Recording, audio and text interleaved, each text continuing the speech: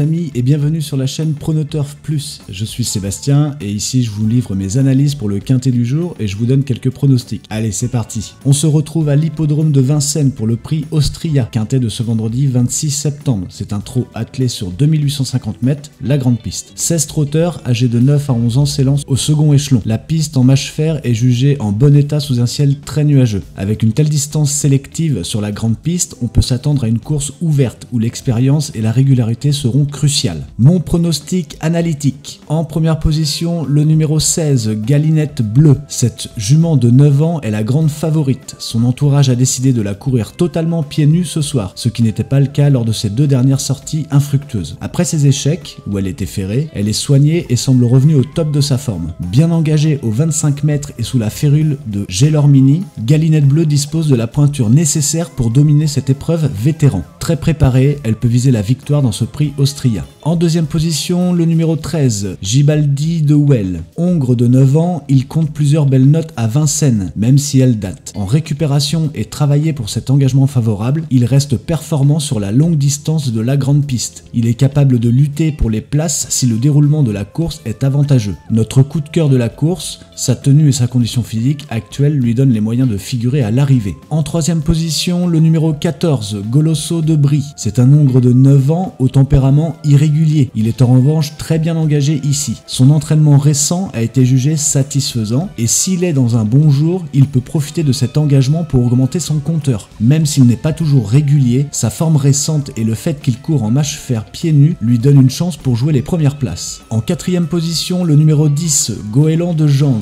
Ce trotteur de 9 ans est en très grande forme. Ses deux dernières sorties ont été très encourageantes. C'est un vrai pisteur, déféré des 4 pieds, qui trouvera un bon dos dans le peloton sur la grande piste. Avec son entraînement, il a confirmé son retour en condition et peut logiquement viser un accessite. Sa régularité et son aptitude au parcours font de lui un bon complément de jeu en bout de combinaison. En dernière position, je mets le numéro 11, Fervente. Une jument de 10 ans alignée ce soir avec Eric Raffin au sulky et totalement déférée. Elle reste sur des disqualifications, mais son entourage a manifestement confiance en sa forme actuelle. Plus efficace sur les pistes plates, elle a toutefois déjà brillé à Vincennes. Si elle parvient à être bien cachée dans la course, elle peut surprendre pour une place d'honneur. Déférée des 4 pieds et bien préparée, on la surveillera pour les accessites. Entre parenthèses, les deux chevaux que j'aurais voulu mettre dans la sélection de 5, le numéro 1, Guess Futo. Cette jument de Dreux, avec plus de 180 000 € de gain, est la moins riche du lot, mais pas la moins douée. Présentée pieds nus ce soir, elle peut profiter d'un bon parcours pour grignoter une place. Notre principal regret, après avoir dû la laisser de côté. Le numéro 4, Gélogie. Ce hongre de Corbani a un bilan équilibré, entre bons et moins bons résultats. S'il parvient à reproduire sa forme affichée à Cagnes, quelques bonnes actions, il a le profil d'un bon cheval de complément pour les places. Mon pronostic statistique. Le numéro 1,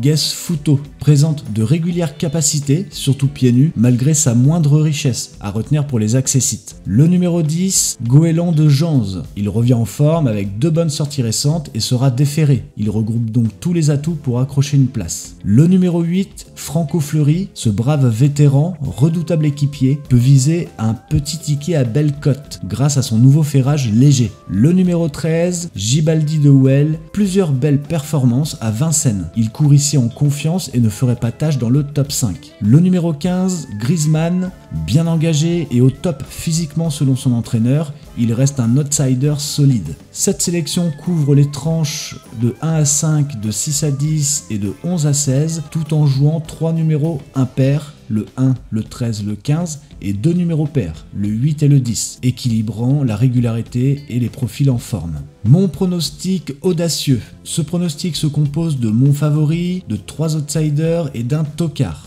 On commence avec mon favori, Galinette Bleue, le numéro 16. C'est ma base inébranlable, prête à profiter de son changement de ferrure, car elle est déférée, pour renouer avec la victoire. Mes 3 outsiders. Le numéro 2, Funny Horse, alterne le bon et le moins bon en ce moment. S'il répète sa dernière sortie correcte, il peut accrocher une place à belle cote. Le numéro 5, Graziella Adèle, revient gentiment en forme après des soucis, elle repart toujours pour finir. Parfaitement engagée et bien entraînée, cette jument peut surprendre pour un lot final. Le numéro 8, Franco Fleury, est un courageux vétéran en grande condition après un été délicat. Déféré des 4 pieds comme d'habitude, il peut viser un petit accessite décide s'il reste sage. Et enfin, la sélection de mon tocard, le numéro 7, Flambeur de Dijon. Il n'a pas brillé cette saison, mais un réveil inattendu de ce vieux au long cours n'est jamais complètement exclu sur ce profil de course. Ces chevaux, n'ayant pas tous été cités dans le pronostic analytique, ils peuvent dynamiser les rapports si la course se décante en leur faveur. Mes pronostics couplés.